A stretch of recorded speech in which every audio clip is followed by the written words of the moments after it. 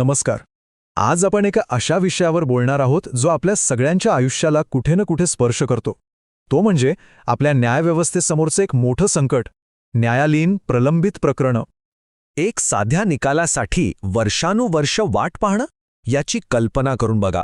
ऐकायला विचित्र वाटेल, पण आपल्या देशातल्या लाखो लोकांसाठी हे स्वप्न नाही तर रोजचं कठोर वास्तव आहे. आणि आकडेवारी खरं सांगायचं तर ती धक्कादायक आहे. बघा, अगदी आपल्या सर्वोच्च न्यायालयात म्हणजे देशाच्या सर्वोच्च न्यायपीठात प्रलंबित खटल्यांचा आकडा तब्बल 88,417 वर पोचलाय. हा आजवरचा उच्चांक आहे. पण थांबा, हे तर फक्त सुरुवात आहे. असं समजा की हिमनगाचा फक्त एक टोक आहे. कारण जेव्हा आपण उच्च न्यायालयांकडे पाहतो तेव्हा हा आकडा तब्बल 63 लाखांवर जातो.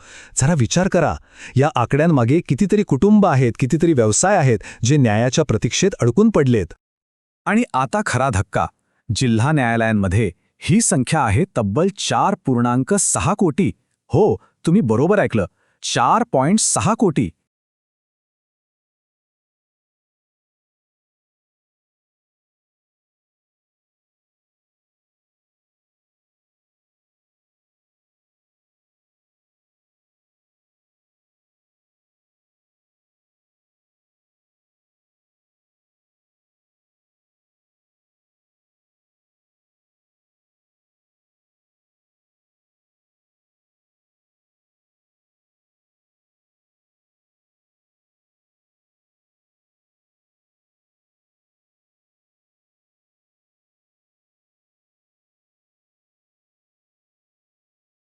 नॅशनल ज्युडिशियल डेटा ग्रीडमधले या आकडे फक्त नंबर माहीत, तर या आकड्यांमागे लाखो लोकांचं थांबलेलं आयुष्य आहे, त्यांच्या आशा आहेत, त्यांच्या आकांक्षा आहेत.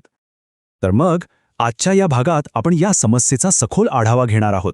आपण पाहूया की हे संकट किती मोठं आहे, आपली यंत्रणा का अडकली आहे, याचा आपल्यावर काय परिणाम होतोय, सरकार काय करतंय, आणि हो, यातून बाहेर पडण्याचा मार्ग काय आहे. चला तर मग सुरुवातीला हे समजून घेऊया की आपली न्यायव्यवस्था इतकी का मंदावली आहे, यामागची मूळ कारणं काय आहेत. सगळ्यात पहिलं आणि महत्त्वाचं कारण आहे न्यायाधीशांची कमतरता. बघा, भारतात प्रति 10 लाख लोकांमागे फक्त 21 न्यायाधीश आहेत. आणि गंमत म्हणजे विधी आयोगाने शिफारस केली होती 50 न्यायाधीशांची. म्हणजे जेवढे पाहिजेत त्याच्या निम्म्यापेक्षाही कमी न्यायाधीशांवर आपलं काम चालू आहे. साहजिकच आहे, व्यवस्थेवर प्रचंड ताण येणारच. आता दुसरं कारण ऐकून तर आश्चर्य वाटेल.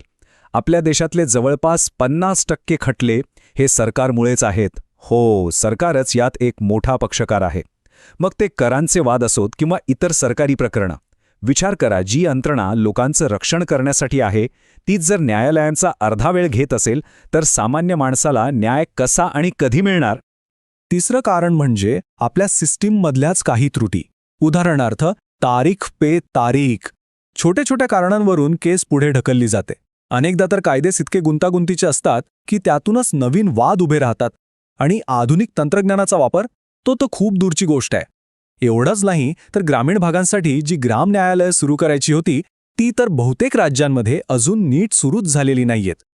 आणि या सगळ्याचं मूळ कुठेतरी पैशांच्या कमतरतेत आहे.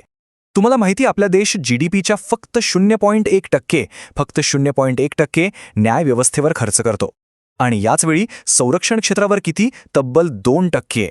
आता देशाचं संरक्षण महत्त्वाचं आहेच, पण नागरिकांच्या हक्कांचं काय. या कमी बजेटमुळेच तर आज अनेक न्यायालयांमध्ये चांगल्या सुविधा नाहीत, साधी डिजिटल उपकरणंही नाहीत. बरं, ह्या सगळ्याचा आपल्या समाजावर काय परिणाम होतो.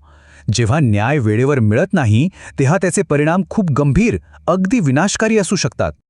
सगळ्यात मोठा आणि गंभीर परिणाम म्हणजे आपल्या मूलभूत हक्कांवर होणारा आघात. बघा, 1969 साली सर्वोच्च न्यायालयाने हुसेन आरा खातून प्रकरणात एक खूप महत्त्वाची गोष्ट सांगितली होती. ती म्हणजे वेळेवर न्याय मिळणं हा आपला मूलभूत हक्क आहे. तो आपल्या जगण्याच्या अधिकाराचा म्हणजे कलम 21चा भाग आहे. याचा सरळ अर्थ काय होतो की उशिरा मिळणारा न्याय म्हणजे एक प्रकारे जगण्याचा हक्कच नाकारणं आहे. हे ऐकून धक्का बसेल, पण आज आपल्या देशातल्या तुरुंगांमध्ये 100 पैकी 76 कैदी हे अंडर ट्रायल आहेत. म्हणजे काय, तर हे असे लोक आहेत ज्यांचा गुन्हा अजून सिद्ध झालेला नाहीये, पण फक्त खटला वेळेवर चालत नसल्यामुळे ते तुरुंगात सडत आहेत. आणि वाईट गोष्ट म्हणजे अनेकदा तर शिक्षेपेक्षा जास्त काळ ते तुरुंगातच घालवतात. आणि याचा फटका फक्त लोकांनाच नाही तर देशाच्या अर्थव्यवस्थेलाही बसतोय. जमीन अधिग्रहण, पर्यावरण मंजुरी अशा अनेक प्रकरणांमध्ये खटले अडकल्यामुळे देशातले अब्जावधी रुपयांचे मोठे मोठे इन्फ्रास्ट्रक्चर प्रोजेक्ट्स थांबले आहेत. यातून किती मोठं आर्थिक नुकसान होत असेल, किती नोकऱ्या जात असतील याचा विचार करा. याचा एक सामाजिक परिणाम पण आहे. हळूहळू लोकांचा न्यायव्यवस्थेवरचा विश्वास कमी होतो. याला काही तज्ज्ञ ब्लॅक कोर्ट सिंड्रोम असं म्हणतात. म्हणजे जेव्हा लोकांना वाटायला लागतं की कोर्टात जाऊन काहीच होणार नाही, तेव्हा ते आपापसातले वाद मिटवण्यासाठी चुकीचा बेकायदेशीर मार्गांचा वापर करू लागतात. आणि दुर्दैवाने आता तर केस लांबवणं हेच एक शस्त्र बनले समोरच्याला हरवण्यासाठी. ठीक आहे, परिस्थिती गंभीर आहे हे तर कळलं. पण मग यावर काही उपाय केले जात आहेत का? तर हो, सरकार काही पावलं नक्कीच उचलत आहे. चला त्यावर एक नजर टाकूया. सरकारने अनेक पातळ्यांवर काम सुरू केलंय, जसं की national mission for justice delivery. मग तंत्रज्ञानाचा वापर वाढवण्यासाठी ई-कोर्ट्स प्रकल्प आणलाय, ज्यातून ई-फायलिंग, व्हर्च्युअल सुनावणी शक्य झालीय. न्यायाधीशांसाठी जस्टिस नावाचं एक ॲप पण आहे. इतकंच नाही तर व्यावसायिक वाद लवकर मिटावेत म्हणून कमर्शियल कोर्ट्स आणि गंभीर गुन्ह्यांसाठी फास्ट ट्रॅक कोर्ट सुरू केली आहेत. आणि एक महत्त्वाचा प्रयत्न म्हणजे न्यायालयावरचा भार कमी करण्यासाठी लोक अदालतसारख्या पर्यायी वाद निवारण पद्धतींना प्रोत्साहन दिलं जातंय.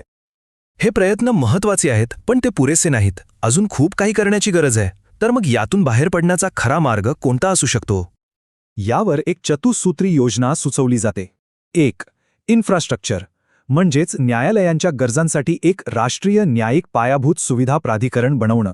2. मनुष्यबळ प्रलंबित खटले निकाली काढण्यासाठी निवृत्त न्यायाधीशांची तात्पुरती नेमणूक करणं. 3. कार्यक्षमता विनाकारण तारीख देण्यावर कडक निर्बंध आणणं आणि न्यायालयांच्या कामाचं परीक्षण करणं. आणि 4. तंत्रज्ञान केस मॅनेजमेंटसाठी आर्टिफिशियल इंटेलिजन्स सारख्या नव्या तंत्रज्ञानाचा वापर करणं. शेवटी एक गोष्ट लक्षात ठेवली पाहिजे. एक मजबूत न्यायव्यवस्था ही फक्त लोकशाहीचा आधारस्तंभ नाही, तर ती प्रत्येक नागरिकाच्या विश्वासाची आणि हक्कांची हमी आहे.